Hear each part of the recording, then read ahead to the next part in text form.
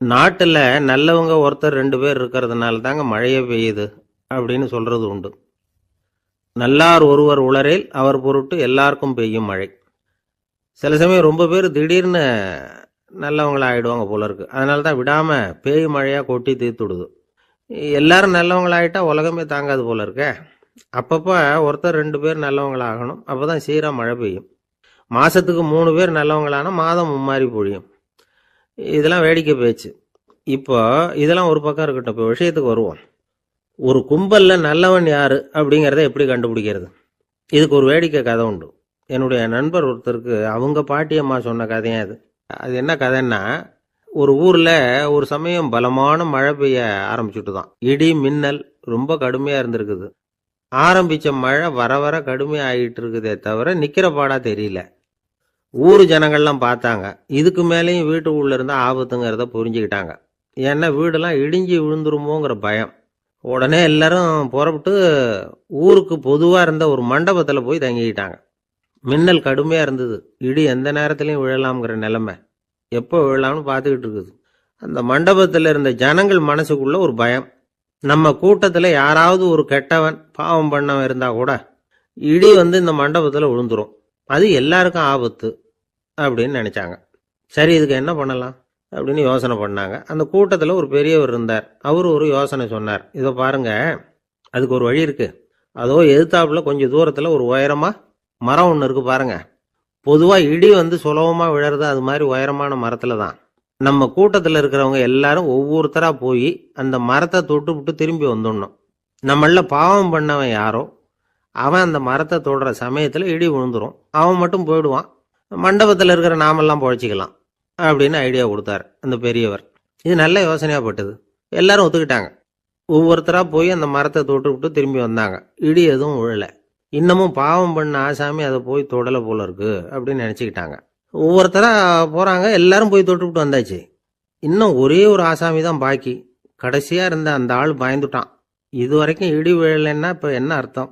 இப்ப நாம தான் பாக்கி, நாம தான் தப்பு பண்ண ஆள் போல இருக்கு அப்படின்னு நினைச்சுட்டான். அதனால துணிச்சலா போய் தொடறதுக்கு பயந்தான்.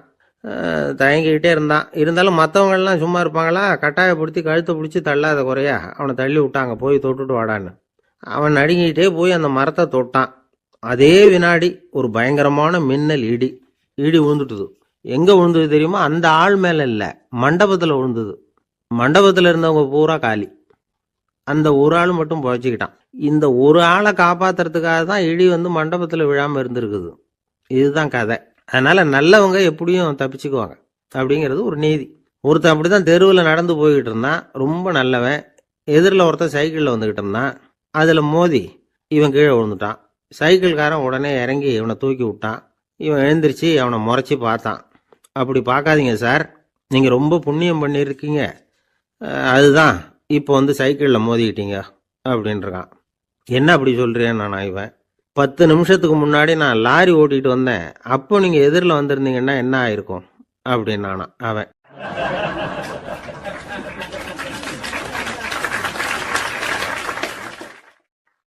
ஒரு ஊர்ல ஒரு பெரிய செல்வந்தர் இருந்தார். பணத்துக்கு பஞ்சம் இல்லை. அதனால இந்த உலகத்துல முடியாத காரியம் எதுவும் இல்லைன்னு நினைச்சார்.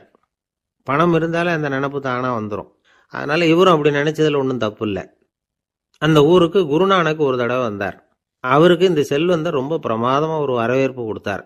ஊர் எல்லையிலேயே எங்க வீட்டுக்கு விருந்து சாப்பிட்டுட்டு போகணும்னு கேட்டுக்கிட்டார். அவரும் சரின்னு ஒத்துக்கிட்டார். உடனே தன்னுடைய பங்களாவில் ஒரு பெரிய விருந்துக்கு ஏற்பாடு பண்ணார். குருநானக்கை அழைச்சிட்டு வீட்டுக்கு போனார். உட்கார வச்சார். ஐயா, நான் இந்த ஊர்லேயே ரொம்ப பெரிய வசதி உள்ளவன். என்னால் எல்லாம் முடியும். உங்களுக்காக நான் என்ன செய்யணும்னு சொல்லுங்க. எதுவாக இருந்தாலும் பரவாயில்ல, எவ்வளவு செலவானாலும் பரவாயில்ல, என்னால் செய்ய முடியும். என்ன செய்யணும்னு சொல்லுங்க, அது போதும், நான் செய்கிறேன் அப்படின்னு நான் ரொம்ப பணிவா. இதை கேட்டதும் குருநானக் சிந்திச்சார் கொஞ்ச நேரம். அதுக்கப்புறம் தன்னோட சட்டை பைக்குள்ள கையை விட்டு ஒரு பழைய ஊசி ஒன்று எடுத்தார். அந்த செல்வந்தர்கிட்ட கொடுத்தார். இதை பாருங்க, இவ்வளவு தூரம் நீங்கள் கேட்கறதுனால சொல்கிறேன். எனக்கு நீங்கள் செய்ய வேண்டிய உதவி இதுதான்னார். ஊசியை கையில் வாங்கிக்கிட்டு இதை என்ன செய்யணும்னு சொல்லுங்க அப்படின்னார் அவர். நீங்கள் செய்ய வேண்டியது என்னன்னா, இந்த ஊசியை பத்திரமா வச்சிருக்கணும். நாம் 2 பேரும் இறந்து போனதுக்கு பின்னாடி இன்னொரு உலகத்தில் நாம் சந்திக்கக்கூடிய வாய்ப்பு இருக்குது. அப்போ இந்த ஊசியை என்கிட்ட கொண்டாந்து கொடுக்கணும். இதுதான் நீங்கள் எனக்காக செய்ய வேண்டிய உதவி அப்படின்னார் குருநானக் லேசாக சிரிச்சுக்கிட்டே. இதை கேட்ட உடனே இந்த பெரியவர் முழிக்க ஆரம்பிச்சிட்டார். அது எப்படிங்க, நான் சாகிறப்ப எப்படி இந்த ஊசியை எடுத்துக்கிட்டு இன்னொரு உலகத்துக்கு வர முடியும்னார். ஊசி மாதிரி ஒரு சின்ன பொருளை கூட இந்த உலகத்தை விட்டு நாம் போகிறப்ப எடுத்துகிட்டு போக முடியாதுங்கிறப்போ உங்களோட செல்வத்தையெல்லாம் எப்படி அங்கே எடுத்துகிட்டு வர போகிறீங்க அப்படின்னு கேட்டார் குருநானக். அதுக்கப்புறம் தான் அந்த பெரியவர் யோசிக்க ஆரம்பித்தாராம். குருநானக் சொல்கிறார், இதை பாருங்க, நாம் செய்கிற நல்லது கெட்டது தான் கடைசி வரைக்கும் நம்ம கூட இருக்கும். அடுத்தவங்க நல்லா இருக்கணுங்கிறதுக்காக பொருளை செலவு செய்யணும். அப்படி செய்யலைன்னா எந்த பிரயோஜனமும் இல்லை அப்படின்னார். அதுக்கப்புறம் தான் அந்த செல்வந்தரின் அறிவு கண் திறந்து தான். உடனே குருநானக்கை வணங்கினார். ஐயா, என்கிட்ட இருந்த ஆணவம் போயிட்டுது, இனிமேல் என்கிட்ட இருக்கிற செல்வத்தை நல்ல வழியில் செலவழிப்பேன் அப்படின்னாராம். நம்மகிட்ட இருக்கிற பணம் எப்பவும் நம்ம கூடவே வந்துக்கிட்டு இருக்காதுங்கிறதுக்கு இது ஒரு உதாரணம். அதுக்காக நாம் பணம் சேர்க்கறத பற்றி கவலைப்பட வேண்டியதில்லை, பேசாமல் படுத்து தூங்கிக்கிட்டு இருந்தால் போதும் அப்படின்னு இதுக்கு அர்த்தம் பண்ணிக்கக்கூடாது. முறையான வழியில் பணம் சேர்க்கணும், அதை முறையான வழியில் செலவு பண்ணணும். அதனால் ஏற்படக்கூடிய மன நிறைவு இருக்கு பாருங்க, அது அனுபவிச்சவங்களுக்கு தான் தெரியும். சொர்க்கத்துக்கு போகிறவங்க இங்கேருந்து பணத்தை எடுத்துகிட்டு போக முடியாது. ஆனால் நம்ம செல்வத்தை இங்கே மற்றவங்களுக்கு பயன்பட செய்து அதனால் ஏற்படுற புண்ணியம் இருக்கு பாருங்க, அதை எடுத்துகிட்டு போக முடியுமா. இதுதான் ஆன்மீகவாதிகள்லாம் சொல்கிற கருத்து. ஜான் நியூட்டன் ஒருத்தர், அவர் சொன்னார், நான் எப்போவாவது சொர்க்கத்துக்கு போய் சேர்ந்தேன்னா அங்கே 3 அதிசயங்களை பார்ப்பேன்னார். என்னன்னு கேட்டாங்க. நான் யார் யார் இருக்க மாட்டாங்கன்னு நினச்சிக்கிட்டு இருந்தேனோ அவங்களில் சில பேர் அங்கே இருப்பாங்க, அது ஒரு பெரிய அதிசயம்னார். சரி, அடுத்தது என்ன? 2வது அதிசயம் என்னன்னா, அங்கே இருப்பாங்கன்னு நான் எதிர்பார்த்த சில பேர் அங்கே இருக்க மாட்டாங்க அப்படின்னார். சரி, 3வது பெரிய ஆச்சரியம் என்ன அப்படின்னா, நான் அங்கே இருக்க பாருங்க, அதுதான் அந்த 3வது அதிசயம் அப்படின்னாராம்.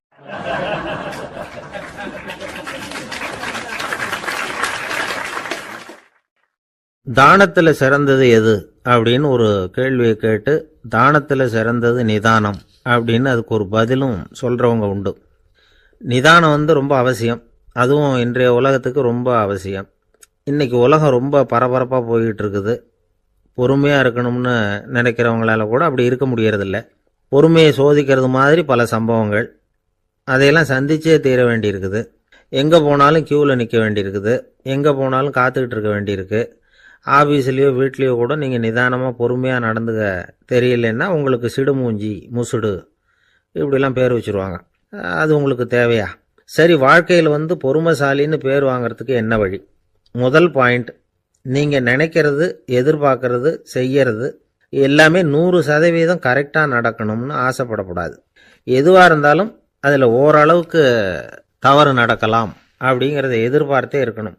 ஓரளவுக்கு அதை அனுமதிக்கணும். ஒரு நண்பரை 6 மணிக்கு ஒரு இடத்துக்கு வர சொல்லியிருக்கிறீங்க, 6 மணிக்கு அவர் வரலை, உடனே பொறுமை இழந்து நடந்துக்கக்கூடாது. ஒரு 10 நிமிஷம் டிலே ஆகலாம். ஒரு வர்ற வழியில் பஸ்ஸு கூட ஏதாவது டிராஃபிக்கில் மாட்டியிருக்கலாம். அதெல்லாம் எதிர்பார்த்தே கொஞ்சம் காத்திருக்கிறதுல ஒன்றும் தப்பு இல்லை. சில சமயம் டிலே ஆகிறது கூட நல்லதாக முடியும். ஒரு பஸ்ஸை தவற விட்டுட்டு, ஐயோ கொஞ்சம் ஒரு 2 நிமிஷம் முன்னாடி வந்திருந்தா பிடிச்சிருக்கலாமே அப்படின்னு தவிச்சிக்கிட்டு இருப்பாங்க சில பேர். அடுத்தபடியாக வர்ற பஸ்ஸு நேரடியாக நீங்கள் போக வேண்டிய இடத்துக்கே கொண்டு போய் விடுற பஸ்ஸாக கூட இருக்கலாம். அது உங்களுக்கு முன்னாடி தெரியாதுல்ல. சில நெருக்கடியான சூழ்நிலைகளை தமாஷா எடுத்துக்கிறதுக்கு பழகிக்கணும். சில இடங்களுக்கு போகிறப்ப காத்திருக்கிறதுக்கு நம்ம மனசை தயார்படுத்திக்கிட்டே போகணும். ஒரு ரயிலுக்கோ பஸ்ஸுக்கோ அல்லது விமானத்துக்கோ கப்பல் பிரயாணத்துக்கோ போகிறப்போ அங்கே போய் நீங்கள் மணிக்கணக்கில் கூட காத்துக்கிட்டு தான் இருக்கணும். புறப்படுற நேரம் கூட மாறலாம். நீங்கள் போய் சேர்ந்ததும் அது உடனே புறப்படணும்னு கட்டாயமாக என்ன? அது மாதிரி சமயத்தில் படிக்கிறதுக்குன்னு சில சுவாரஸ்யமான புத்தகங்களையும் கையில் எடுத்துக்கலாம். உங்களை சுற்றி எவ்வளவோ சுவாரஸ்யமான சம்பவங்கள் நடந்துக்கிட்டு இருக்குதுல்ல, அதையெல்லாம் வேடிக்கை பாருங்கள். எதுக்காக காத்துக்கிட்டு இருக்கிறோமோ அந்த காரியத்தில் உண்மையாகவே நமக்கு ஒரு அக்கறை இருந்தால் நமக்கு போர் அடிக்காது. சில கோயில்களில் பார்த்துருப்பீங்க, தரிசனத்துக்காக பக்தர்கள் நாள் கணக்கில் காத்துக்கிட்டு இருப்பாங்க. அவங்களெலாம் அழுத்துக்கிறது இல்லை. ஆண்டவனை தரிசிக்கணுங்கிற உண்மையான அக்கறை இருக்கிறதுனால அவங்களுக்கு போர் அடிக்கிறது இல்லை. ஆனால் சில சினிமா தியேட்டரில் கூட பார்க்கலாமே, சினிமா கியூ கூட அப்படி தான். சாயந்தரம் 6 மணி ஆட்டத்துக்கு காலம்பரம் 6 மணிக்கே போய் கூட காத்துக்கிட்டு இருப்பாங்க. அவங்களுக்கெல்லாம் போர் அடிக்காது, படம் பார்க்குற ஆர்வம். இன்னொரு முக்கியமான விஷயத்தை நாம் பழக்கப்படுத்திக்கணும். லிவ் ஃபார் தி மூமெண்ட் அப்படிங்கிறாங்க நிபுணர்கள். ரொம்ப பேர் எப்படின்னா அடுத்தபடியாக நடக்க போகிற விஷயத்திலேயே கவனமாக இருப்பாங்க. அந்த நினைப்புலேயே இந்த நிமிஷத்தை பொறுமை இல்லாமல் கழிப்பாங்க. ஒருத்தர் இருக்கார், அவர் எப்படின்னா ஆஃபீஸ் முடியறதுக்குள்ளேயே சார் 5 மணிக்கெல்லாம் ரெடியாக இருங்க, நாம் அந்த ஹோட்டலில் போய் டிஃபன் சாப்பிட்ணும் அப்படின்னு 4 மணிலேருந்து சொல்லிகிட்டு இருப்பார். 4:55 பரபரப்பாக ஓடி வருவார். 2 பேரும் புறப்படுவோம், ஹோட்டலுக்கு போவோம், சாப்பிட்டுக்கிட்டு இருப்போம்.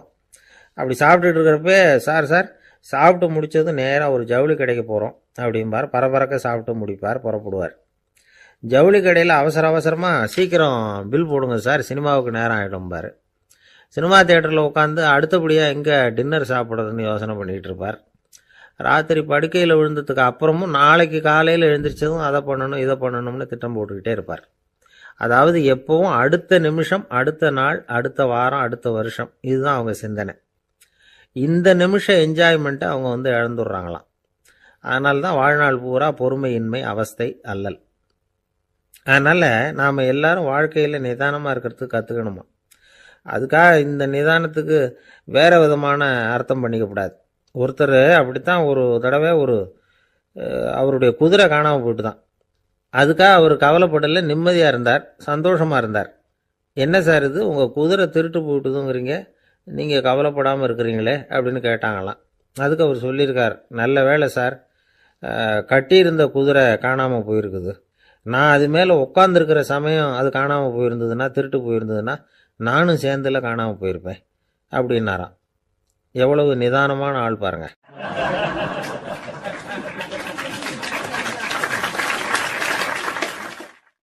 ஒரு ஊரில் ஒரு ஆள் இருந்தான், தையல் கடை வச்சுருந்தான்.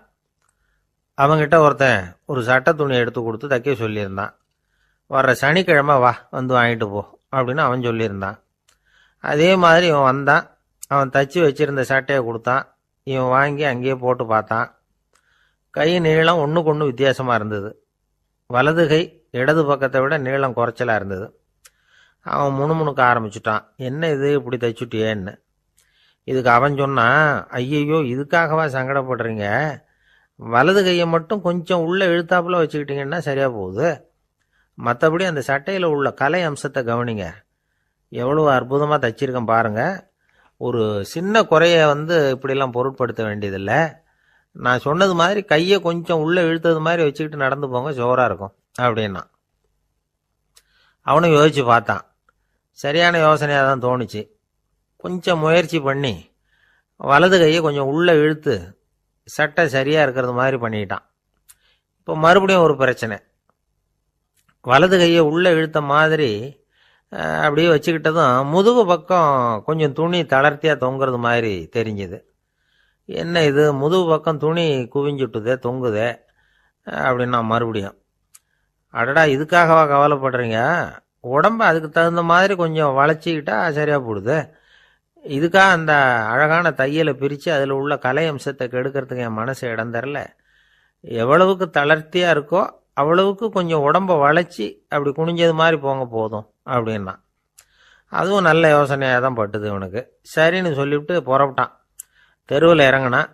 கையை கொஞ்சம் உள்ளே இழுத்தான், உடம்ப கொஞ்சம் முன்னால் வளைச்சான், சட்டைக்கு தகுந்த மாதிரி உடம்ப பண்ணிக்கிட்டான். மெதுவாக நடந்து போகிறான். இப்போ எதிரில் இன்னொருத்தன் வரான். இவனை பார்க்குறான். இவன் போட்டிருக்கிற சட்டையை பார்க்குறான். ஆஹா அற்புதம்ங்கிறான். சும்மா சொல்லப்படாது, ரொம்ப நல்லா இருக்குது, நிச்சயமாக இது இந்த ஊர் மேலே தெருவில் இருக்கிற ஒருத்தன் இருக்கானே, அவன் தைச்சதாக தான் இருக்கணும் அப்படின்னா. இதை கேட்டதும் அவனுக்கு ஆச்சரியம். எப்படி அவ்வளவு கரெக்டாக கண்டுபிடிச்சிங்க அப்படின்னு கேட்டிருக்கான்.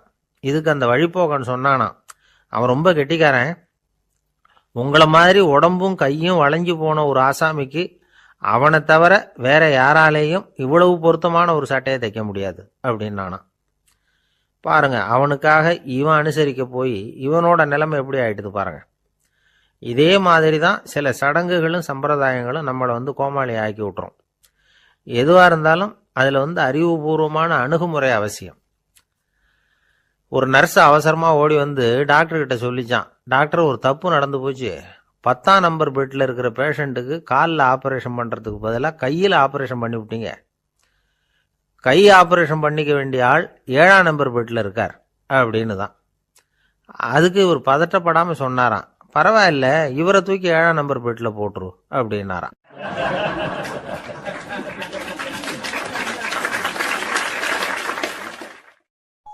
எனக்கு தெரிஞ்ச ஒருத்தர் இருக்கார். அவரு ஒரு பெரிய காவல்துறை அதிகாரி, ரொம்ப கண்டிப்பானவர். அவரை கண்டாவே எல்லாரும் பயப்படுவாங்க. அப்படிப்பட்டவர் வீட்டுக்கு போனா அப்படியே அடியோட மாறிடுவார். அங்க போய் பாத்தீங்கன்னா குழந்தைகளோட குழந்தையா அவர் விளையாடிட்டு இருப்பார். அலுவலக சமயத்துல பாத்தீங்கன்னா குதிரை முதுகுல அவர் உட்கார்ந்துருப்பார். வீட்டுல பாத்தீங்கன்னா அவர் முதுகுல குழந்தை உட்காந்துருக்கும். அவரு குதிரை மாதிரி போயிட்டு இருப்பார். இது எப்படிங்க முடியுது உங்களால அப்படின்னு கேட்டாங்க. அது ஒண்ணுமில்ல, இங்க வீட்டுக்கு வந்த உடனே என்னோட மனசை தனியா எடுத்து வச்சிருவேன் அப்படின்னார். அது என்னங்க உங்க சட்டப்பையிலியா இருக்குது மனசு, அது தனியா எடுத்து வைக்கிறதுக்கு அப்படின்னு கேட்டாங்க. அப்படி இல்லைங்க, இது ஒரு பயிற்சி, மனப்பயிற்சி, அவ்வளவுதான் அப்படின்னார். இப்படி சமயம் பார்த்து மனசை தனியா வச்சுவிட தெரிஞ்சவங்க வாழ்க்கையில எப்பவும் உற்சாகமா இருப்பாங்க அப்படிங்கிறது பெரியவங்க கருத்து. ஒரு டாக்டர் ஆஸ்பத்திரியில் இருக்கிற வரைக்கும் டாக்டரா இருக்கலாம். அவர் மனைவிகிட்டையும் அவர் டாக்டரா இருக்க வேண்டிய அவசியம் இல்லை. ஒரு வக்கீல் கோர்ட்ல இருக்கிற வரைக்கும் வக்கீலா இருக்கலாம். வீட்டுக்கு வந்ததுக்கு அப்புறமும் வக்கீலா இருக்க வேண்டிய அவசியம் கிடையாது. வீட்டுல குழந்தைகள்கிட்ட விளையாடும் பொழுதும் அதுகள்கிட்ட ஃபீஸ் கேட்டுக்கிட்டு இருக்கக்கூடாது. நாம எப்படி இருக்கணும்னு பெரியவங்க சொல்றாங்கன்னா, மனசோட சேரக்கூடாதான். அப்படி சேராம வாழ்க்கையை கவனிக்கணுமா. மனசை அப்படியே தனியா எடுத்து பக்கத்துல வச்சுடணும். அப்படின்னா அதை அப்படியே தூக்கி எறிஞ்சுடு அப்படின்னு அர்த்தம் இல்லை. ஏன்னா மனசுங்கிறது நமக்கு உபயோகப்படக்கூடிய ஒண்ணுதான். எப்போ அது தேவையோ அப்பப்போ எடுத்து உபயோகப்படுத்திக்கணும். தேவைப்படுறப்போ எடுத்து கண்ணாடியை மாட்டிக்கிறோம்ல, படிக்கும் பொழுது கண்ணாடி தேவைப்படுது, எடுத்து மாட்டிக்கிறோம் இல்லையா, அது மாதிரி கணக்கு போடுறதுக்கு மனசு தேவை. கடைக்கு போய் ஒரு பொருள் வாங்குறோம், காசு கொடுக்குறோம், மீதி சில்லறை சரியா இருக்கா அப்படின்னு எண்ணி பார்த்து வாங்க வேண்டியிருக்கு. அந்த சமயத்துல மனசை எடுத்து தனியா வச்சுட்டேன் அப்படின்னு சொல்லிட்டு இருக்கக்கூடாது. பரீட்சைக்கு படிக்க வேண்டியிருக்குது, படிச்சதையெல்லாம் அப்படியே நினைவில் வச்சுக்க வேண்டியிருக்கு. அந்த சமயத்துல மனசை தூக்கி எறிஞ்சுட்டேன் சார் அப்படின்னு சொல்லிட்டு இருக்கக்கூடாது. அப்படி சொன்னா பரீட்சை நம்மளை தூக்கி எறிஞ்சிடும். அதனால தேவைப்படுறப்போ மனசை உபயோகப்படுத்தணும், தேவையில்லாதப்போ அதை தனியா ஓய்வு எடுத்துக்க விட்டுடணும். இப்படி நாம பழக்கப்படுத்திக்கிட்டா வாழ்க்கைங்கிறது நமக்கு புதுசா தெரியுமா. மனசுக்கும் ஒரு சக்தி கிடைக்கும். எந்திரங்களுக்கு ஓய்வு கொடுக்குற மாதிரி மனசுக்கும் ஓய்வு கொடுக்கணும், இல்லைன்னா அது களைச்சு போயிடும். குழந்தைகள் மனசை சுமந்துகிட்டு இருக்கிறது இல்லை. இது முதியவர்கள் குழந்தைகள் கிட்டே இருந்து கத்துக்க வேண்டிய ஒரு பாடம். ஆனாலும் இந்த கால குழந்தைகள் கிட்ட ரொம்ப எச்சரிக்கையா இருக்க வேண்டியிருக்கு. ஒரு தாத்தாவும் பேரனும் விளையாடிக்கிட்டு இருக்கிறாங்க. தாத்தா, எனக்கு சைக்கிள் ஓட்ட கத்து கொடு அப்படிங்கிறான் பேரன். சைக்கிள் உயரம் கூட இல்லை, அதுக்குள்ள சைக்கிள் ஓட்டணுமா அப்படின்னார் தாத்தா. ஏன் தாத்தா, ரயில் ஓட்டுறாரே, அவர் என்ன ரயில் நீளமா இருக்கார் அப்படின்னு கேட்டானா அந்த பையன். ஒரு ஊர்ல ஒரு சித்தர் இருந்தார், சூஃபி சித்தர். அவர் ஞானம் பெற்ற ஒரு சித்தர். ஒரு நாள் அந்த நாட்டு மன்னன் அவரை பார்க்கறதுக்காக வந்தான். என்ன வேணும் உனக்குன்னு கேட்டார். நான் கடவுளை பார்க்கணும், அதுக்கு நீங்க தான் உதவி பண்ணணும் அப்படின்னா அவன். சித்தர் கொஞ்சம் யோசனை பண்ணார். சரி, போயிட்டு நாளைக்கு வாடினார். அதே மாதிரி மன்னன் போயிட்டு அடுத்த நாள் வந்தான். இங்க நீ என்னோட ஒரு வாரம் தங்கியிருக்க வேண்டியிருக்கும்னார். சரின்னா ஒரு பிச்சை பாத்திரத்தை தூக்கி கையில கொடுத்தார். அவனுக்கு ஒன்றும் புரியல, இருந்தாலும் வாங்கிட்டான். வாங்கிட்டு இதை என்ன செய்யணும் அப்படின்னு கேட்டான். இதை ஒன்றும் செய்ய வேணாம், இதை எடுத்துக்கிட்டு பக்கத்துல உள்ள கிராமங்களுக்கு போ, வீடு வீடா பிச்சை எடுத்துக்கிட்டு வா. அப்படி வந்த பிறகுதான் உனக்கு சாப்பாடும் ஓய்வும் கிடைக்கும். ஒரு வாரம் இப்படி செய், அதுக்கப்புறம் 8வது நாள் நாம கடவுளை பத்தி யோசிக்கலாம் அப்படின்னார். இப்படி ஒரு சொன்னதை கேட்டதும் அந்த அரசனுக்கு அதிர்ச்சி ஆயிட்டுது. ஒரு மாதிரி ஆயிட்டான். தன்னுடைய சொந்த நாட்டுல சொந்த குடிமக்கள் கிட்ட போய் பிச்சை எடுக்கிறதா அப்படின்னு யோசனை பண்ணி பார்த்தான்.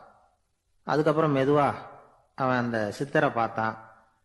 ஐயா, சொந்த நாட்டிலேயே பிச்சை எடுக்கிறதுன்னா எனக்கு ஒரு மாதிரியா இருக்கு, வெக்கமா இருக்கு.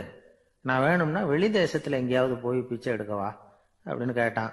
இதுக்கு அந்த சித்தர் ஒரு சம்மதிக்கல. இதை பாரு, உன்னால பிச்சை எடுக்க முடியலன்னா பேசாம திரும்பி அரண்மனைக்கே போயிடு. அதுக்கப்புறம் கடவுளை பத்தி எல்லாம் பேசுறதுக்கு என்னை தேடிட்டு வரக்கூடாது அப்படின்னு விட்டார். மன்னன் தயங்கினான். இருந்தாலும் மனசை சரி பண்ணிட்டு சம்மதிச்சான். சரிங்க, ஒரு வாரம் இங்க தங்குறேன், நீங்க சொல்றது மாதிரி பக்கத்து கிராமங்களுக்கு போறேன், வீடு வீடா பிச்சை எடுக்கிறேன், வர்றேன் அப்படின்னா. ஒரு வாரம் தெரு தெருவா பிச்சை பாத்திரத்தோட அலைஞ்சான். சொந்த ஊர்ல சொந்த குடிமக்கள் கிட்ட பிச்சை எடுத்தான். 7 நாள் முடிஞ்சது. 8வது நாள் அந்த சித்தர் மன்னனை கூப்பிட்டார். இப்படி வாழ்னார். வந்தான். இனிமே நீ கடவுளை பத்தி என்கிட்ட கேட்கலாம்னார். இனிமே கேட்கறதுக்கு ஒண்ணுமே இல்லை சுவாமின்னா இவன். ஒரு வார காலம் பிச்சை எடுத்த பிறகுதான் கடவுளை காண முடியும் அப்படின்னு நான் கனவு கூட காணவில்லைன்னா. அப்படின்னா நீ பிச்சை எடுத்த காலத்துல அப்படி என்னதான் நடந்தது அப்படின்னு கேட்டார் அவரு. சுவாமி, ஒரு வார காலம் பிச்சை எடுத்ததுல என்னுடைய ஆணவம் அழிஞ்சுட்டுது. அது இப்போ இருக்கிற இடமே தெரியல. இப்போ அதை காணவே காணோம். பிச்சைக்காரனா இருந்தப்போ பெற்றதை மன்னனாக இருக்கும்போது பெற முடியாதுங்கிறத புரிஞ்சுக்கிட்டேன் அப்படின்னா மன்னன். அடக்கம் பிறந்தவுடன் தெய்வீக கதவுகள் திறந்து கொள்ளுகின்றன அப்படிங்கிறார் ஓஷோ. நம்மால் ஒருத்தன் ஆணவம் அழியணுங்கிறதுக்காக ஒரு திருவோட்டை எடுத்துக்கிட்டு தெரு தெருவா பிச்சை எடுக்க ஆரம்பிச்சான். என்ன, தெய்வீக கதவுகள் திறந்துதா அப்படின்னு கேட்டார் ஒருத்தர். தெய்வீக கதவு திறக்கிறதுக்கு முன்னாடியே எங்க வீட்டு கதவு சாத்திக்கிட்டுதுன்னா. என்னடா சொல்றேன்னார். இனிமே வீட்டுக்குள்ளேயே வர வேணாம், இதையே தொழிலா வச்சுக்கோ அப்படின்னு எங்க வீட்டுல சொல்லிவிட்டாங்க சார் அப்படின்னா. ஒரு ஊர்ல ஒருத்தர் இருந்தார். ரொம்ப நல்லவர். யாருக்காவது ஏதாவது கொடுத்துக்கிட்டே இருப்பார். கொடையாளி. தினமும் யாராவது ஒருத்தருக்கு ஏதாவது கொடுக்கலன்னா அவருக்கு தூக்கம் வராது. அப்படி ஒரு பழக்கம். அது மட்டும் இல்லை, அவர் கொடுக்கறது அடுத்தவங்களுக்கு தெரியாது. அவ்வளவு ரகசியமா அதை கொடுப்பார். வலது கை கொடுக்கறது இடது கைக்கு தெரியக்கூடாதுன்னு சொல்லுவாங்கல்ல, அது மாதிரி அவர். ஒரு நாள் ராத்திரி அவர் ஏற்கனவே தயாரா கட்டி வச்சிருந்த பணம் முடிச்ச கையில் எடுத்துக்கிட்டு வீட்டை விட்டு வெளியில வந்தார். தெருவில் இறங்கி நடந்தார். இன்னைக்கு யாருக்கு தர்மம் செய்யறது அப்படின்னு யோசனை பண்ணிட்டு இருட்டில் நடந்து வந்துகிட்டு இருக்கிறார். யாரோ ஒருத்தர் எதிரில் வர்றது மாதிரி தெரிஞ்சுது. உடனே அவர் கிட்ட போனார். தன்கிட்ட இருந்த பணம் முடிச்ச அவசரமா அவர் கையில திணிச்சுட்டு திரும்பி வந்துட்டார். அப்பாடா, ஒரு வழியா யாருக்கும் தெரியாம இன்னைக்கு தர்மம் பண்ணியாச்சு அப்படிங்கிற மகிழ்ச்சி, மன நிறைவு அவர் முகத்துல. நிம்மதியா தூங்கினார். அப்புறம் எழுந்திரிச்சார். மறுநாள் காலையில ஊரு பூரா ஒரே பேச்சு. என்ன பேச்சுன்னா, நேத்து ராத்திரி ஒரு திருடன் கையில யாரோ பணத்தை கொடுத்துட்டு போயிருக்கிறாங்க அப்படின்னு எல்லாரும் பேசிக்கிட்டு இருக்கிறாங்க. இதை கேள்விப்பட்டதும் அந்த பெரியவருக்கு ரொம்ப வருத்தமா போச்சு. அடடா, போயும் ஒரு திருடனுக்கா உதவி பண்ணியிருக்கிறோம், பிரயோஜனம் இல்லாம போயிட்டுதே அப்படின்னு நினைச்சார். சரி, இன்னைக்கும் யாருக்காவது உதவி பண்ணணும் அப்படின்னு முடிவு பண்ணினார். ராத்திரி நேரம் வந்தது. இவர் வழக்கம் போல தெருவில் இறங்கி நடந்தார். கையில பணம் முடிச்சு. எதிரில் ஒரு பொன் உருவம் மங்கலா தெரிஞ்சது. இவர் உடனே அந்த பெண் கிட்ட பணத்தை கொடுத்துட்டு திருப்தியா திரும்பி வந்துட்டார். மறுநாள் காலையில ஊரு பூரா என்ன பேசிக்கிட்டாங்க தெரியுமா?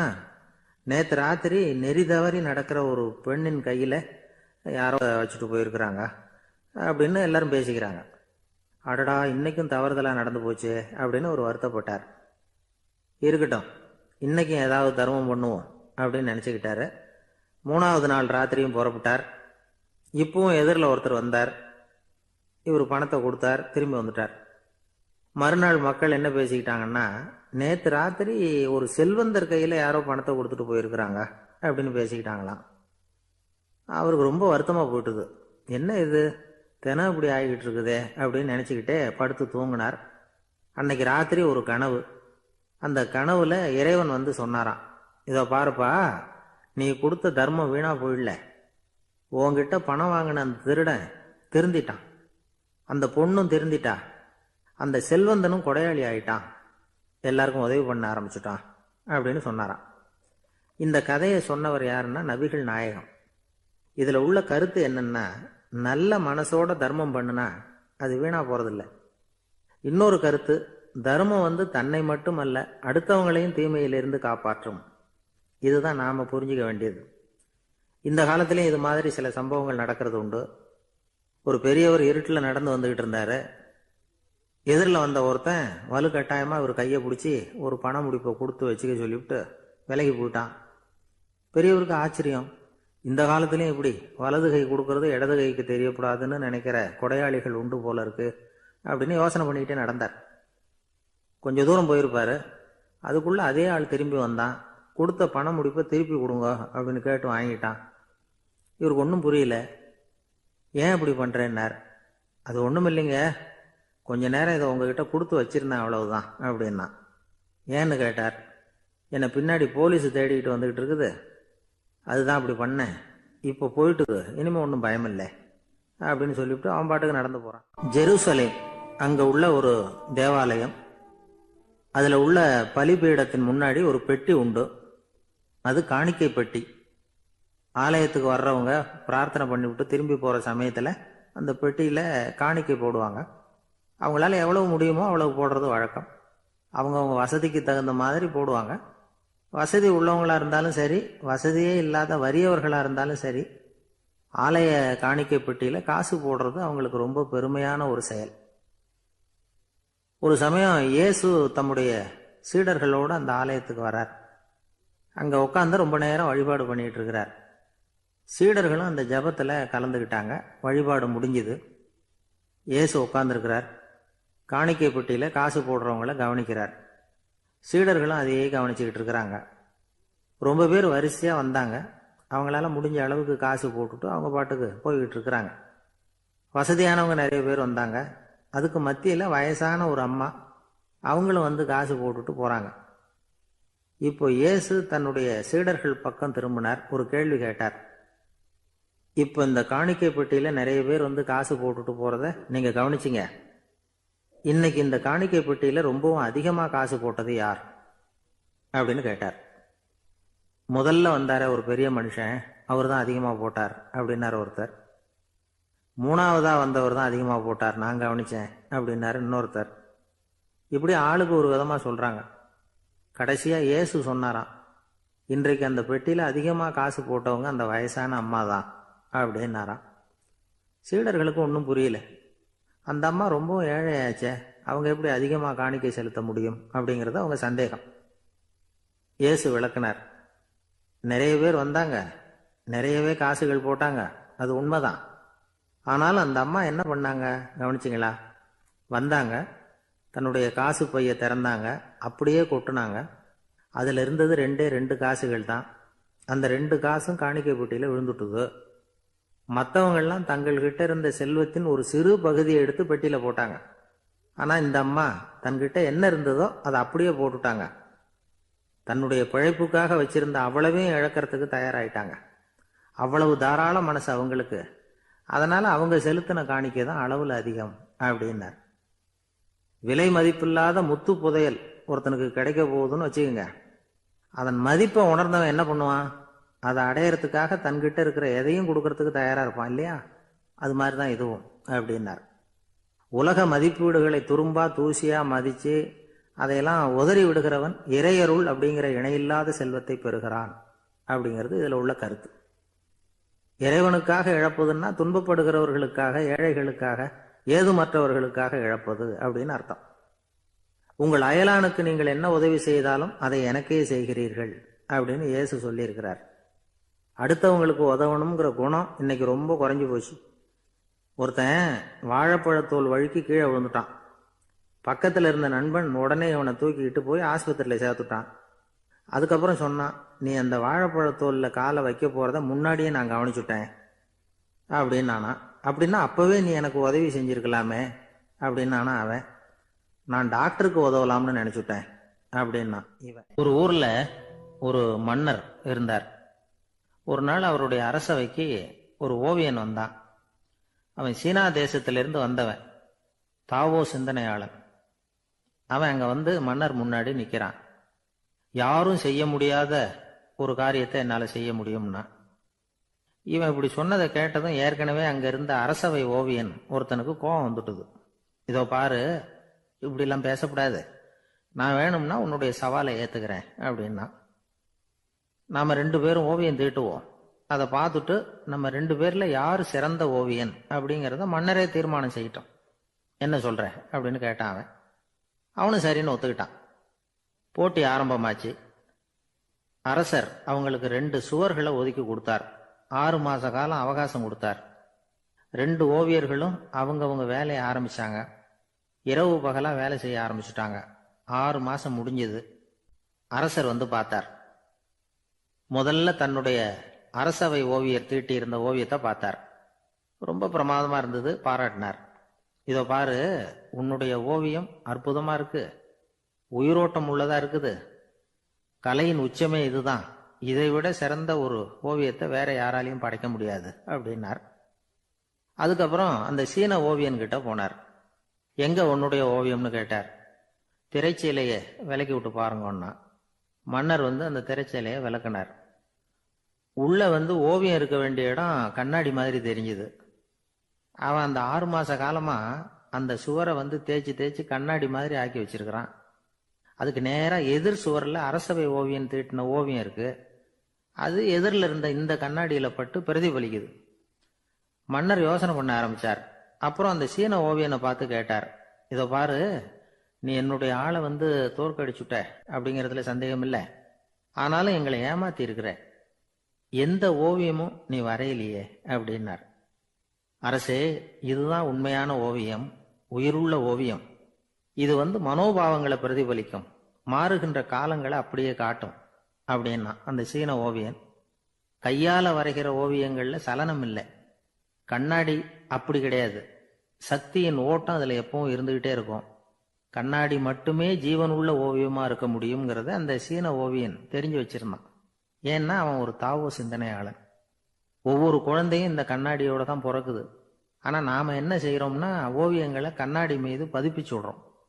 கண்ணாடி நம்மளை பிரதிபலிக்குது. நம்முடைய அழகோ அவலட்சணமோ கண்ணாடியை பாதிக்கிறது இல்லை. ஏன்னா அதுக்கு மனம் கிடையாது. கடந்து போன வினாடியை பத்தி அது சிந்திக்கிறது இல்லை. அடுத்த கணத்தை பத்தின எதிர்பார்ப்பும் அதுகிட்ட கிடையாது. அதுதான் பற்றற்ற நிலை. மனிதனுக்கு தேவைப்படுறது அதுதான். கண்ணாடி கிட்ட இருந்து நாம கற்றுக்கொள்ள வேண்டிய பாடம் இது. வாழ்க்கையில மனிதர்களை நேசிக்கலாம், உலகின் அழகையெல்லாம் பிரதிபலிக்கலாம், ஆனா எதையும் பற்றி கொண்டு விடக்கூடாது அப்படிங்கிறது பெரியவர்கள் அறிவுரை. துயரம்ங்கிறது பற்றுக்களின் சாயை. கண்ணாடி முன்னாடி நிக்கிறப்போவெல்லாம் நமக்கு இந்த ஞாபகம் வரணுமா. ஒரு குடும்ப தலைவர் ஒரு நாள் காலையில விடிஞ்சு எழுந்திரிச்சதும் சத்தம் போட்டார். யார் இந்த கருங்குரங்கு படத்தை என் ரூம்ல கொண்டாந்து மாட்டி வச்சது அப்படின்னு கத்தினார். சமையல் கட்டில இருந்து மனைவி பதில் சொன்னாங்க, தூக்க கலக்கத்துல உளராதீங்க, நல்லா பாருங்க, அது படம் கிடையாது, முகம் பார்க்கிற கண்ணாடி அப்படின்னாங்க. ஒரு ஊர்ல ஒருத்தர் இருந்தான். ஏதோ ஒரு சின்ன அலுவலகத்துல வேலை பார்த்துக்கிட்டு இருந்தான். ரொம்ப ஏழை. வர்ற கொஞ்சம் வருமானத்தை வச்சு வாழ்க்கையை ஓட்டிக்கிட்டு இருந்தான். ஒரு நாள் தெரு வழியா அவன் நடந்து வந்துகிட்டு இருக்கிறான். தெருவில் ஒரு காசு கிடந்தது. அதை பார்த்துட்டான். அது குனிஞ்சு எடுத்தான். அது ஒரு பழங்கால காசு. அந்த காசு நடுவில் ஒரு துளை இருந்தது. அதாவது துளையிட்ட நாணயம். பழங்காலத்தில் புழக்கத்தில் இருந்த ஒரு நாணயம் அது. துளையிட்ட நாணயம் கிடைச்சதுன்னா ரொம்ப நல்லது, அது அதிர்ஷ்டம் அப்படின்னு ஒரு நம்பிக்கை உண்டு. இவன் கையில் அது கிடைச்சதும் ரொம்ப சந்தோஷப்பட்டான். இனிமே என்னுடைய கஷ்டம்லாம் தீரப்போகுது, அதிர்ஷ்டம் என்னை தேடி வரும், நான் பணக்காரன் ஆயிடுவேன் அப்படின்னு சொல்லிட்டு அந்த காசை தன்னுடைய கோட்டு பையில் பத்திரமா போட்டு வச்சுக்கிட்டான். அடிக்கடி அதை தொட்டு பார்த்துக்கிறது உண்டு, வெளியில் எடுக்க மாட்டான். இப்படியே கொஞ்ச காலம் ஆச்சு. அதுக்கப்புறம் என்னாச்சு தெரியுமா? நிஜமாவே அதிர்ஷ்டம் அவனை தேடி வர ஆரம்பிச்சுட்டுது. செல்வம் குவிஞ்சுது. பணம், பதவி, புகழ் எல்லாம் சேர்ந்தது. சமூகத்தில் அவன் ஒரு பெரிய மனுஷன் ஆயிட்டான். எல்லாரும் அவனை பாராட்டினாங்க. அவன் எதை தொட்டாலும் வெற்றி, எல்லாம் அந்த காசோட மகிமை அப்படின்னு அவன் மனசுக்குள்ள நினைச்சுக்கிட்டான். தினமும் காலையில அந்த கோட்டை போட்டுக்கிட்டு தான் வெளியில கிளம்புவான். புறப்படுறதுக்கு முன்னாடி கோட்டு பாக்கெட்டை தொட்டு பார்த்துக்குவான், உள்ள காசு இருக்கா அப்படிங்கிறத உறுதிப்படுத்திக்குவான். அதுக்கப்புறம் தான் வெளியில கிளம்புவான். இப்படியே பல வருஷம் ஓடி போச்சு. ஒரு நாள் அவனுக்கு அந்த ஆசை வந்துட்டுது. அதாவது அந்த துளையிட்ட நாணயத்தை எடுத்து கண்ணால பார்க்கணும் அப்படின்னு. காலையில சாப்பிட்டுக்கிட்டு இருந்தான். அப்போ தன்னுடைய மனைவி கிட்ட சொன்னான், ரொம்ப நாளைக்கு அப்புறம் என்னுடைய அந்த நாணயத்தை இன்னைக்கு வெளியில எடுத்து பார்க்க போறேன்னா. என்னத்துக்கு அது, இப்ப அதை பார்க்க வேணாமே அப்படின்னு மெதுவாக இழுத்தாங்க அந்த அம்மா. இல்லை இல்லை, நான் பார்த்தே தீரணும் அப்படின்னு அவன் தன்னுடைய சட்டை பைக்குள்ள கையை விட்டான். உள்ள இருந்த நாணயத்தை வெளியில எடுத்தான். பார்த்தா அவனுக்கு ஆச்சரியமா போச்சு. அந்த நாணயத்துல தொலையே இல்லை. என்ன ஆச்சு அப்படின்னு சொல்லி அவன் ரொம்ப குழம்பி போயிட்டான். இப்போ அந்த அம்மா சொன்னாங்க, நான் தான் ஒரு நாள் உங்க கோட்டு ரொம்பவும் தூசியா இருக்கேன்னு சொல்லி அதை ஜன்னலுக்கு வெளியில உதறினேன். உள்ள இருந்த அந்த காசு அப்ப எனக்கு தெரியாது, ஞாபகத்துல இல்லை. அது தெருவில் விழுந்துட்டது போல இருக்கு. அதுக்கப்புறம் எவ்வளவோ தேடி பார்த்தேன், கிடைக்கல. அதுக்குள்ள அதை யாரோ எடுத்துட்டு போயிட்டாங்க போல இருக்கு. அது இல்லைங்கிறது உங்களுக்கு தெரிஞ்சா வருத்தமா இருக்குமேங்கிறதுக்காக நான் தான் வேற ஒரு நாணயத்தை எடுத்து சட்டை பைக்குள்ள வச்சுட்டேன் அப்படின்னு விவரத்தை சொன்னாங்க அந்த அம்மா. இது எப்போ நடந்ததுன்னு கேட்டான். உங்களுக்கு அந்த காசு கிடைச்சதே அன்னைக்கு மறுநாளே இது நடந்து போச்சு அப்படின்னாங்களாம். இதை கொஞ்சம் யோசனை பண்ணி பாருங்க. அவனுக்கு அதிர்ஷ்டத்தை கொடுத்தது அந்த நாணயம் இல்லை, அவனுடைய நம்பிக்கை, அதாவது தன்னம்பிக்கை. அதுதான் வேலை செஞ்சிருக்கு. இதிலிருந்து நாம் தெரிஞ்சுக்க வேண்டியது என்னன்னா, வாழ்க்கையில் முன்னேற நினைக்கிறவங்களுக்கு தன்னம்பிக்கை ரொம்ப முக்கியம். அது இல்லைன்னா முன்னேற முடியாது. ஒருத்தன் சொன்னானா, நான் எப்போவுமே என்ன தான் சார் நம்புவேன், மற்றவங்கள நம்ப மாட்டேன். நேற்றுக்கு பாருங்க, திடீர்னு 10 பேர் என்னை அடிக்க வந்துட்டாங்க, நான் ஒருத்தனாவே அதை சமாளித்தேன் அப்படின்றான் ரொம்ப பெருமையா. அது எப்படின்னு கேட்டாங்களாம். ஒரே ஓட்டமாக அங்கேருந்து ஓடி வந்துட்டேன் அப்படின்னு நானா. ஒரு நாள் ஒரு நண்பரை சந்தித்தேன். உங்கள் வீடு எதுன்னு உங்களுக்கு தெரியுமா சார்ன்னு. அவர் என்னை ஒரு மாதிரியாக பார்த்தார். அப்புறம் சொன்னார், தெரியும் அப்படின்னாரு. சரி, உங்கள் தொலைபேசி எண் உங்களுக்கு தெரியுமான்னு. அதுவும் தெரியும்னார். உங்கள் மனைவி மக்கள் யார் யாருன்னு உங்களுக்கு தெரியுமான்னு கேட்டேன். என்ன ஒரு மாதிரியாக பார்த்தார். அப்புறம் சொன்னார், அதுவும் தெரியும் சார் அப்படின்னார். சரி, நீங்கள் யாருன்னு உங்களுக்கு தெரியுமான்னு கேட்டேன். இப்போ தான் அவர் முழிக்க ஆரம்பித்தார். அவர் மட்டும் அப்படி இல்லை, நாம் எல்லாருமே அப்படி தான்.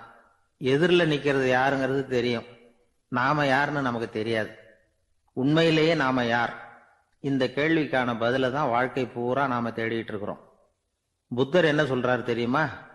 நீங்க கடவுளை பத்தி கவலைப்பட தேவையில்லை, உங்களை பத்தின கவலை உங்களுக்கு இருந்தா போதும் அப்படிங்கிறார். நான் யார், எனக்கு ஏன் இந்த கவலை அப்படின்னு உங்களை நீங்களே கேட்டுக்குங்க அப்படிங்கிறார். நாம ஏன் கடவுளை படைச்சோம்? அது ஒரு நழுவல் முயற்சியாம். அதாவது தன்னிடமிருந்து தானே தப்பிக்கிற ஒரு முயற்சியாம். இப்படிதான் அதை சொல்றாங்க அறிஞர்கள்லாம். மக்கள் பொய்யான பிரச்சனைகள்ல ஆர்வமா இருக்கிறாங்க, அதுக்கு தீர்வு காணவும் முயற்சி பண்றாங்க. கடவுளை பத்தி விவாதிக்க எல்லாருக்கும் விருப்பம், தன்னுடைய சுயம் பற்றிய பிரஜையே இருக்கிறது இல்ல. ஆகக்கூடிய விஷயம் என்னன்னா, கடவுள் சமாளிப்புக்கு பயன்படுத்தப்படுகிறார். மனவியல் என்ன சொல்லுது தெரியுமா? கடவுள், சொர்க்கம், மறுபிறவி இதை பத்தி எல்லாம் பேச ஆரம்பிக்கிறவங்க யார் தெரியுமா? போருக்கு போறவன், துன்பத்துல சிக்கி கஷ்டப்படுறவன், நோய் படுக்கையில விழுந்தவன், இவங்க தான். நாம அனுபவத்திலே பார்க்கிறோமே இதையெல்லாம். கடவுளை துணைக்கு கூப்பிடுறவங்க யாருன்னு கவனிச்சு பாருங்க. பரீட்சை எழுத போறவன், வேலை தேடி அலையிறவன், பண நெருக்கடியில் இருக்கிறவன், விபத்துல சிக்கிக்கிட்டவன், இவங்கெல்லாம் தான். தேர்வுல வெற்றி பெற்றதும் அவரை துணைக்கு கூப்பிடுறது இல்லை, வேலை கிடைச்சதும் அவர் துணை தேவைப்படுறது இல்லை. ஏன் இப்படி? கொஞ்சம் யோசனை பண்ணி பாருங்க. துன்பம் வருகிற போது அந்த துன்பத்தை தவிர்க்க வேண்டிய நிலையில அதிலிருந்து நழுவி போறதுக்காக பிரார்த்தனை தேவைப்படுது. எல்லாம் நல்லபடியா நடக்கிறப்போ பிரார்த்தனை செய்யறது இல்லை. புத்தருடைய வழி என்ன தெரியுமா? அந்த வழியில கடவுளும் கிடையாது, பிரார்த்தனையும் கிடையாது. புத்தர் செய்தது இதைத்தான். அதாவது கடவுள்கிட்ட இருந்து மனிதனையும், மனிதன் கிட்ட இருந்து கடவுளையும் அவர் விடுவித்தார். புத்த மதம் என்ன சொல்லுது தெரியுமா? கடவுள் பிரச்சனை அல்ல, மனிதன் தான் உண்மையான பிரச்சனை அப்படின்னு சொல்லுது. உங்களை நீங்க நல்லா தெரிஞ்சுக்கிட்டா போதும், நீங்களே கடவுள் ஆயிடுவீங்க அப்படிங்கிறது தான் புத்த மதம். அதனால நமக்கு தேவை உள்முக பயணம். நான் யார் அப்படிங்கிற கேள்வியோட உள்ள போகணும். அங்க போனாதான் தெரியும் நான் அப்படின்னு அங்க யாருமே இல்லைங்கிறது. இதெல்லாம் புத்தர் சொல்லுகிற ஒரு தத்துவம். தத்துவம்னு சொன்னாவே நமக்கெல்லாம் அதை புரிஞ்சுக்கிறது கஷ்டம்தான். நம்ம பொறுத்த வரைக்கும் தத்துவம்ங்கிறதுல 2 வகை உண்டு. ஒன்று தத்துவம், இன்னொன்று மகா தத்துவம். தத்துவம்னா என்ன தெரியுமா? கேட்கறவங்களுக்கு புரியப்படாது, அதுதான் தத்துவம். மகா தத்துவம் என்னன்னா சொல்றவங்களுக்கும் புரியப்படாது. அந்த வகையில பார்த்தா இன்று ஒரு தகவலும் ஒரு மகா தத்துவம் தான். ஒரு நாள் ஒரு நண்பரை சந்திச்சேன். உங்க வீடு எதுன்னு உங்களுக்கு தெரியுமா சார்ன்னு. அவர் என்ன ஒரு மாதிரியா பார்த்தார். அப்புறம் சொன்னார், தெரியும் அப்படின்னாரு. சரி, உங்க தொலைபேசி எண் உங்களுக்கு தெரியுமான்னு. அதுவும் தெரியும்னார். உங்க மனைவி மக்கள் யார் யாருன்னு உங்களுக்கு தெரியுமான்னு கேட்டேன். என்ன ஒரு மாதிரியா பார்த்தார். அப்புறம் சொன்னார், அதுவும் தெரியும் சார் அப்படின்னார். சரி, நீங்க யாருன்னு உங்களுக்கு தெரியுமான்னு கேட்டேன். இப்பதான் அவர் முழிக்க ஆரம்பிச்சார். அவர் மட்டும் அப்படி இல்லை, நாம எல்லாருமே அப்படிதான். எதிரில் நிக்கிறது யாருங்கிறது தெரியும், நாம யாருன்னு நமக்கு தெரியாது. உண்மையிலேயே நாம யார்? இந்த கேள்விக்கான பதிலை தான் வாழ்க்கை பூரா நாம தேடிட்டு இருக்கிறோம். புத்தர் என்ன சொல்றாரு தெரியுமா? நீங்க கடவுளை பத்தி கவலைப்பட தேவையில்லை, உங்களை பத்தின கவலை உங்களுக்கு இருந்தா போதும் அப்படிங்கிறார். நான் யார், எனக்கு ஏன் இந்த கவலை அப்படின்னு உங்களை நீங்களே கேட்டுக்குங்க அப்படிங்கிறார். நாம ஏன் கடவுளை படைச்சோம்? அது ஒரு நழுவல் முயற்சியாம். அதாவது தன்னிடமிருந்து தானே தப்பிக்கிற ஒரு முயற்சியாம். இப்படிதான் அதை சொல்றாங்க அறிஞர்கள்லாம். மக்கள் பொய்யான பிரச்சனைகள்ல ஆர்வமா இருக்கிறாங்க, அதுக்கு தீர்வு காணவும் முயற்சி பண்றாங்க. கடவுளை பத்தி விவாதிக்க எல்லாருக்கும் விருப்பம், தன்னுடைய சுயம் பற்றிய பிரஜையே இருக்கிறது இல்ல. ஆகக்கூடிய விஷயம் என்னன்னா, கடவுள் சமாளிப்புக்கு பயன்படுத்தப்படுகிறார். மனவியல் என்ன சொல்லுது தெரியுமா? கடவுள், சொர்க்கம், மறுபிறவி இதை பத்தி எல்லாம் பேச ஆரம்பிக்கிறவங்க யார் தெரியுமா? போருக்கு போறவன், துன்பத்துல சிக்கி கஷ்டப்படுறவன், நோய் படுக்கையில விழுந்தவன், இவங்க தான். நாம அனுபவத்திலே பாக்குறோமே இதையெல்லாம். கடவுளை துணைக்கு கூப்பிடுறவங்க யாருன்னு கவனிச்சு பாருங்க. பரீட்சை எழுத போறவன், வேலை தேடி அலையிறவன், பண நெருக்கடியில் இருக்கிறவன், விபத்துல சிக்கிக்கிட்டவன், இவங்கெல்லாம் தான். தேர்வுல வெற்றி பெற்றதும் அவரை துணைக்கு கூப்பிடுறது இல்லை, வேலை கிடைச்சதும் அவர் துணை தேவைப்படுறது இல்லை. ஏன் இப்படி? கொஞ்சம் யோசனை பண்ணி பாருங்க. துன்பம் வருகிற போது அந்த துன்பத்தை தவிர்க்க வேண்டிய நிலையில அதிலிருந்து நழுவி போறதுக்காக பிரார்த்தனை தேவைப்படுது. எல்லாம் நல்லபடியா நடக்கிறப்போ பிரார்த்தனை செய்யறது இல்லை. புத்தருடைய வழி என்ன தெரியுமா? அந்த வழியில கடவுளும் கிடையாது, பிரார்த்தனையும் கிடையாது. புத்தர் செய்தது இதைத்தான். அதாவது கடவுள்கிட்ட இருந்து மனிதனையும், மனிதன் கிட்ட இருந்து கடவுளையும் அவர் விடுவித்தார். புத்த மதம் என்ன சொல்லுது தெரியுமா? கடவுள் பிரச்சனை அல்ல, மனிதன் தான் உண்மையான பிரச்சனை அப்படின்னு சொல்லுது. உங்களை நீங்க நல்லா தெரிஞ்சுக்கிட்டா போதும், நீங்களே கடவுள் ஆயிடுவீங்க அப்படிங்கிறது தான் புத்த மதம். அதனால நமக்கு தேவை உள்முக பயணம். நான் யார் அப்படிங்கிற கேள்வியோட உள்ள போகணும். அங்க போனாதான் தெரியும் நான் அப்படின்னு அங்க யாருமே இல்லைங்கிறது. இதெல்லாம் புத்தர் சொல்லுகிற ஒரு தத்துவம். தத்துவம்னு சொன்னாவே நமக்கெல்லாம் அதை புரிஞ்சுக்கிறது கஷ்டம்தான். நம்ம பொறுத்த வரைக்கும் தத்துவம்ங்கிறதுல 2 வகை உண்டு. ஒன்று தத்துவம், இன்னொன்று மகா தத்துவம். தத்துவம்னா என்ன தெரியுமா? கேட்கறவங்களுக்கு புரியப்படாது, அதுதான் தத்துவம். மகா தத்துவம் என்னன்னா சொல்றவங்களுக்கும் புரியப்படாது. அந்த வகையில பார்த்தா இன்று ஒரு தகவலும் ஒரு மகா தத்துவம் தான். ஒரு நாள் காலை நேரம் ஒரு குரு படுக்கையை விட்டு எழுந்திருக்கிறார். உடனே சீடர்களை பார்த்து எல்லாரும் இப்படி வாங்கங்கிறார். எல்லாரும் வர்றாங்க வேகமா. என்னங்க வேணும் உங்களுக்கு அப்படிங்கிற மாதிரி எல்லாரும் குருவை பார்த்தாங்க பயபக்தியோட. குரு அந்த சீடர்களை பார்த்து, இதை பாருங்க, இப்போ நான் ஒரு சிக்கலான விவகாரத்தில் மாட்டிக்கிட்டு இருக்கிறேன், அதை நீங்கள் தீர்த்து வச்சா நல்லதுன்னார். சீடர்களுக்கு ஒன்றும் புரியல. என்ன இது இவர் இப்படி சொல்கிறாரு? நமக்குள்ள எல்லா விவகாரங்களையும் தீர்த்து வைக்கிறவர் நம்ம குருநாதர், அவருடைய விவகாரத்தை நாம் தீர்த்து வைக்கிறதா? ஆச்சரியமாக இருக்குதே, குருநாதருக்கே சிக்கலா அப்படின்னு யோசனை பண்ண ஆரம்பித்தாங்க.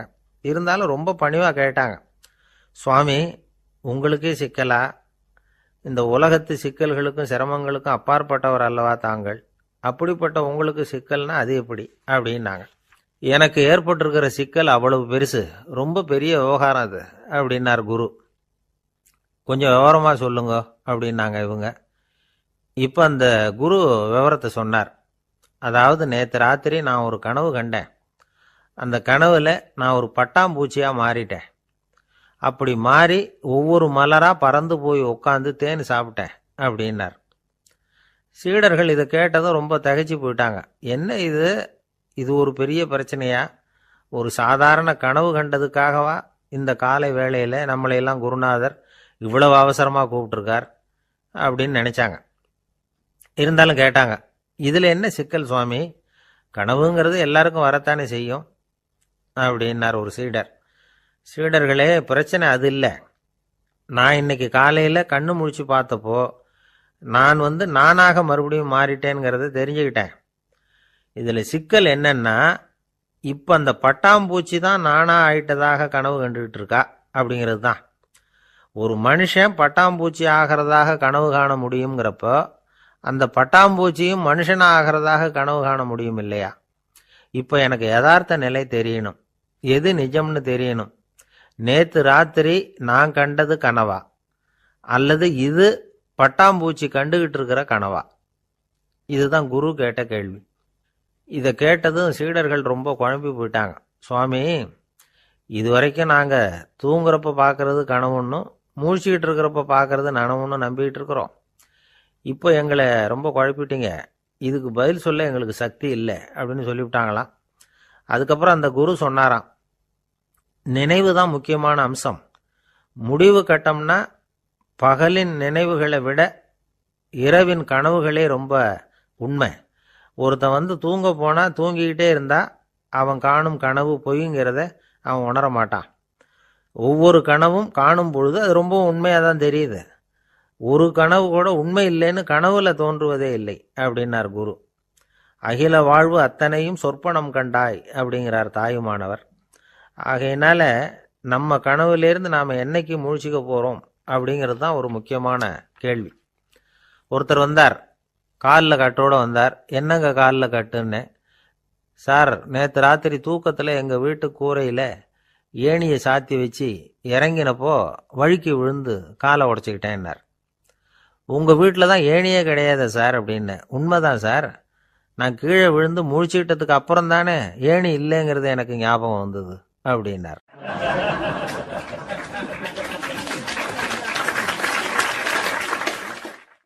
ஒரு ஊரில் ஒரு குரு இருந்தார், ஜென் குரு. அவரை தேடிட்டு ஒரு மன்னர் வந்தார். வந்தவர் ஜப்பான் மன்னர். தோட்டக்கலையை பற்றி தெரிஞ்சுட்டு போகிறதுக்காக அவர் வந்தார்.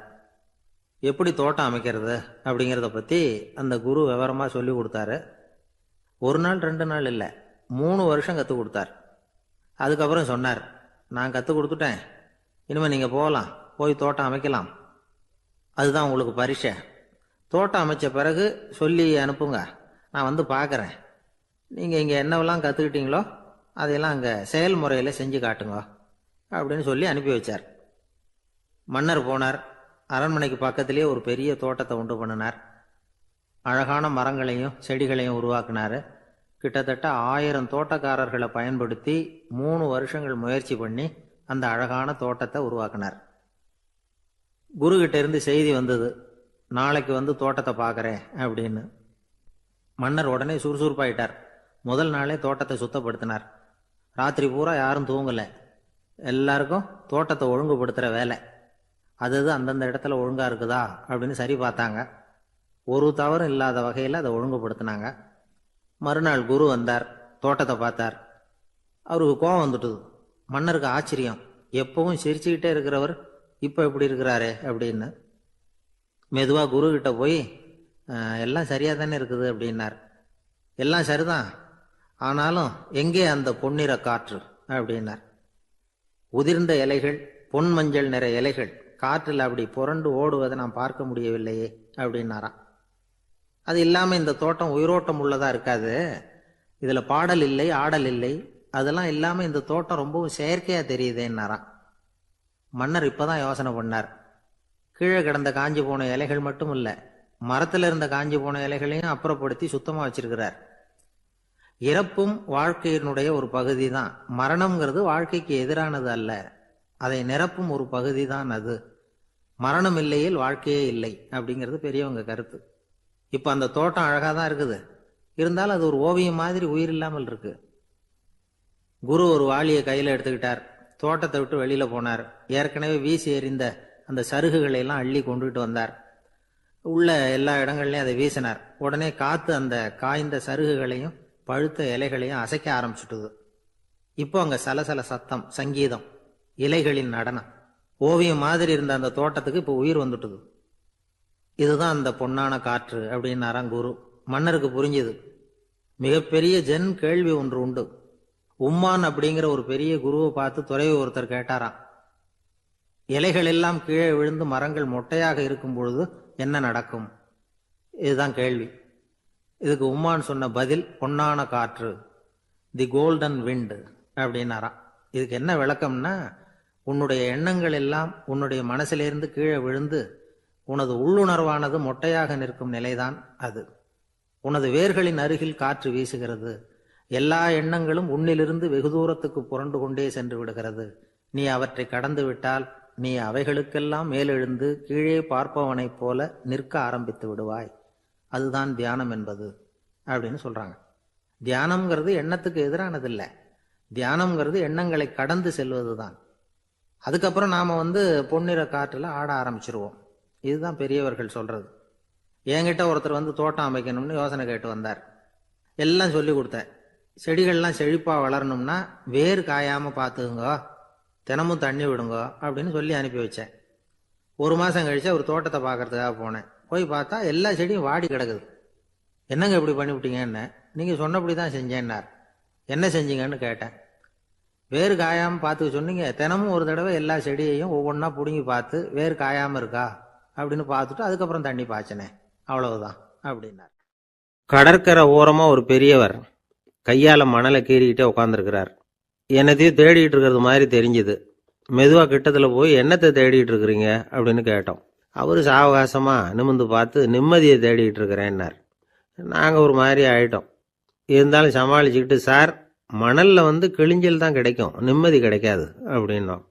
சரி, இன்னைக்கு வசமா நம்மகிட்ட ஒரு ஆள் மாட்டிக்கிட்டார் அப்படின்னு நினச்சி அவர் பக்கமாக போய் உட்காந்துக்கிட்டு கதை சொல்ல ஆரம்பிச்சிட்டோம். ஒரு பெரிய மன்னர் இருந்தார். அவருக்கு எல்லா வசதியும் இருந்தது. இருந்தாலும் ஒரே ஒரு குறை. அது என்னன்னா நிம்மதி இல்லைங்கிற குறை. அரண்மனையில் தினமும் கலை நிகழ்ச்சி, நாட்டியம் எல்லாம் நடந்துக்கிட்டு தான் இருந்தது. இருந்தாலும் நிம்மதி இல்லை. சரி, நிம்மதி எங்கே கிடைக்கும் அப்படின்னு தேட ஆரம்பித்தார். உடனே அதுக்கான முயற்சிகளில் தீவிரமாக இறங்கினார். நாட்டில் உள்ள தத்துவ மேதைகளை எல்லாம் கூப்பிட்டுக்கிட்டு வர சொன்னார். எல்லாரும் சேர்ந்தாங்க. அவங்கள பார்த்து நிம்மதி எங்கே இருக்குது அப்படின்னு விசாரித்தார். அவங்களுக்கு அது தெரிஞ்சால் ஏன் இப்படி ராஜா முன்னாடி நின்றுட்டு இருக்க போகிறாங்க? ராஜாவோட கேள்விக்கு ஒவ்வொருத்தரும் ஒவ்வொரு மாதிரி விளக்கம் கொடுக்க ஆரம்பிச்சிட்டாங்க. எந்த பதிலும் ராஜாவுக்கு திருப்தி அளிக்கக்கூடிய அளவுக்கு இல்லை. சரி, போயிட்டு வாங்கன்னு சொல்லி அவங்களெல்லாம் அனுப்பி வச்சுட்டார். ஒரு நாள் அவர் மாளிகையில் உப்பருகையில் நின்றுக்கிட்டு இருக்கிறார். அந்த சமயத்தில் தெருவில் ஒரு பிச்சைக்காரன் ரொம்ப உல்லாசமாக பாட்டு பாடிக்கிட்டே போய்கிட்டு இருக்கிறான். குரலில் ஒரு சந்தோஷம், நடையில் ஒரு மிடுக்கு. அவங்ககிட்ட கொஞ்சம் கூட கவலை இருக்கிறதா தெரியல. உடனே ராஜா அதை பார்த்தார். ஏவலாளிகளை கைதட்டி கூப்பிட்டார். உடனே ஓடி போய் அந்த பிச்சைக்காரனை இங்கே அழைச்சிட்டு வாங்கன்னு உத்தரவு போட்டார். இவங்க உடனே ஓடி போய் அவனை கூப்பிட்டாங்க. அரண்மனைக்கு வாழ்ந்தாங்க. அவன் வரல. அரண்மனைக்குள்ளே அடி எடுத்து வைக்க மாட்டேன்னு சொல்லிவிட்டான். ராஜா கிட்ட விஷயத்தை சொன்னாங்க. அவருக்கு ரொம்ப ஆச்சரியம், இப்படி ஒரு ஆள் இருக்கிறானா அப்படின்னு. சரி, அவன் என்னதான் சொல்கிறான் அப்படின்னு விசாரித்தார். இவங்க மறுபடியும் தெருவுக்கு போய் கேட்டாங்க.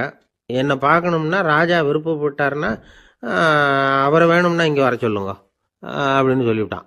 அதை ராஜா கிட்ட சொன்னாங்க. அவருக்கு கோபம் வரல. இவ்வளவு சுதந்திர உணர்வோடு இருக்கிறவன் சாதாரண ஆளாக இருக்க முடியாது அப்படின்னு நினைச்சார். உடனே கிடுகிடுன்னு இறங்கி தெருவுக்கு வந்தார். பிச்சைக்காரங்கிட்ட போனார். நீ கவலைப்படாமல் சந்தோஷமாக பாடிக்கிட்டு போறியே, அது எப்படி முடியுது உன்னால அப்படின்னு கேட்டார்.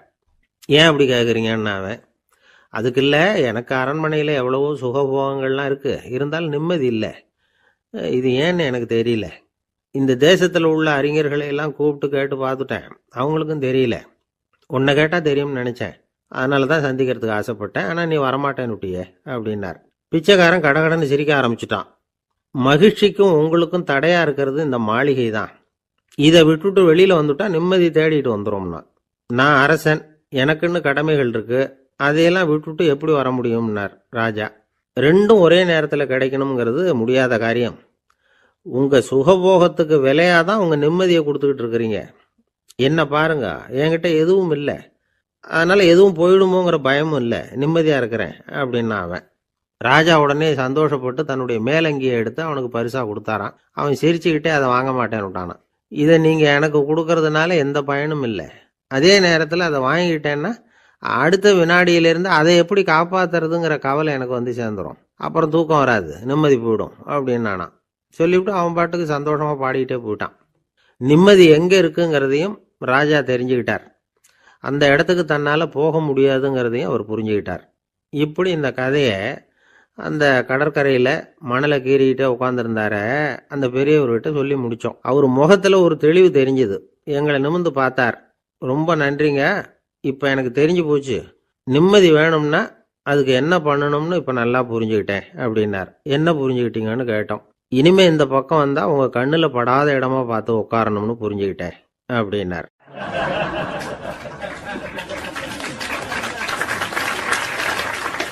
அப்படின்னாராம். ஒரு ஆள் இருந்தார். அவரு தன்னை ஒரு குருன்னு சொல்லிக்கிட்டார். மௌன குரு, வாயை திறக்கிறது இல்லை.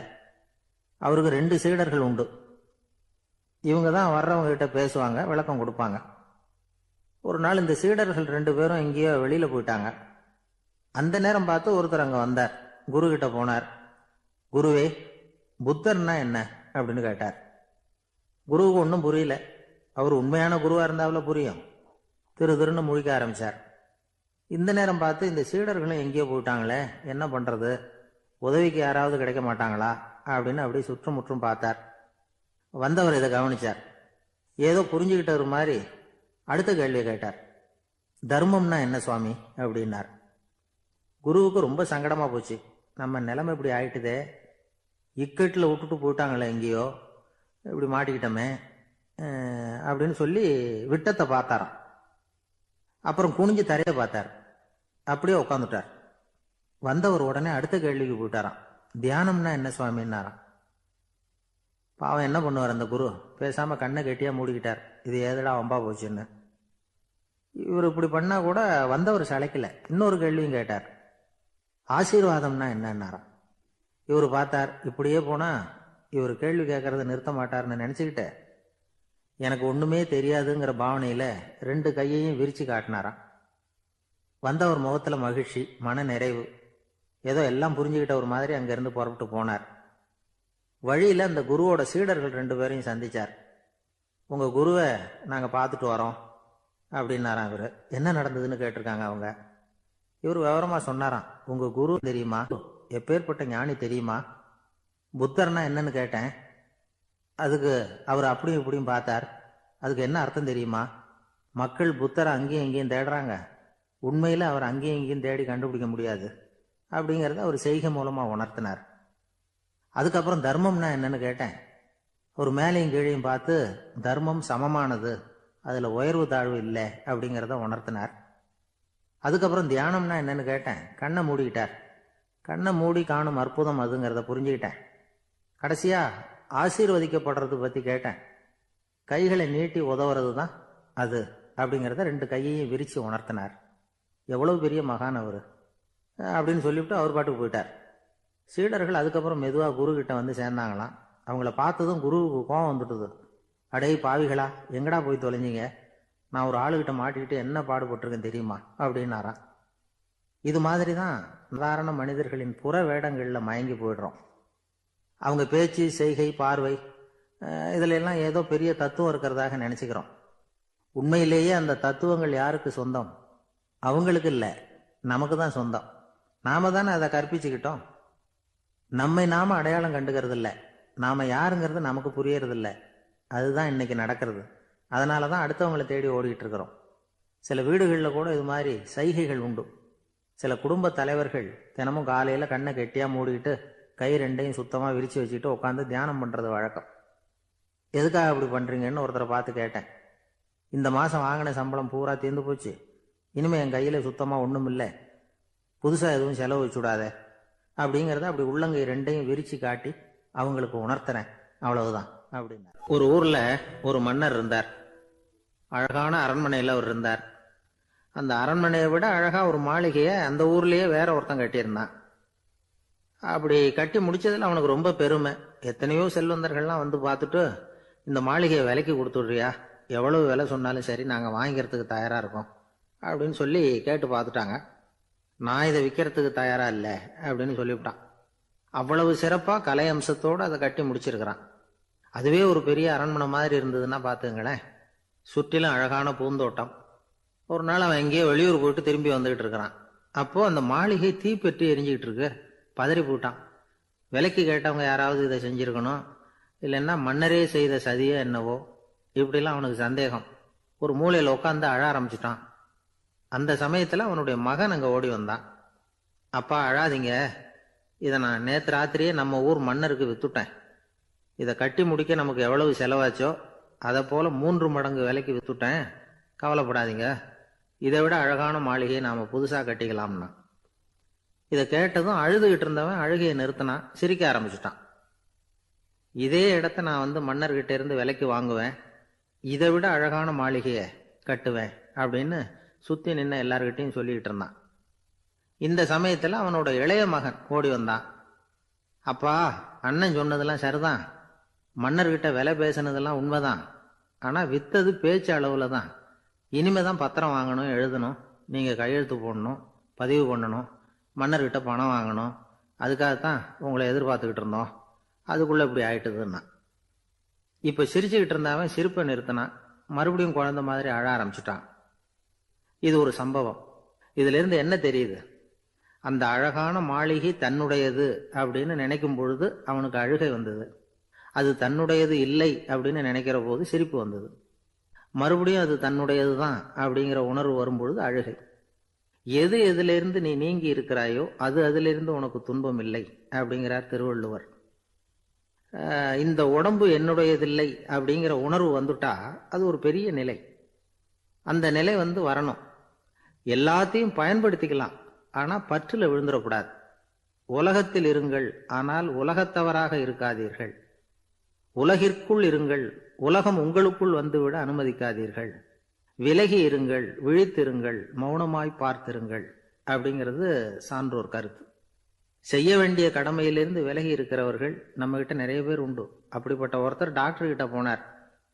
டாக்டர், நான் ஒரு கவர்மெண்ட் ஆபீஸ்ல வேலை பார்க்குறேன், எனக்கு ஒரே அசதியா இருக்கு, என்னை சோதிச்சு பாருங்க, ஆலோசனை சொல்லுங்க ஏதாவதுன்னார். டாக்டர் அவரை பரிசோதனை பண்ணி பார்த்துட்டு சொன்னார், இதோ பாரு, உனக்கு இப்போ தேவைப்படுறது முழு ஓய்வு. நீ எவ்வளவு சீக்கிரமா ஆபீஸுக்கு போறியோ அவ்வளவுக்கு உனக்கு நல்லது அப்படின்னாராம்.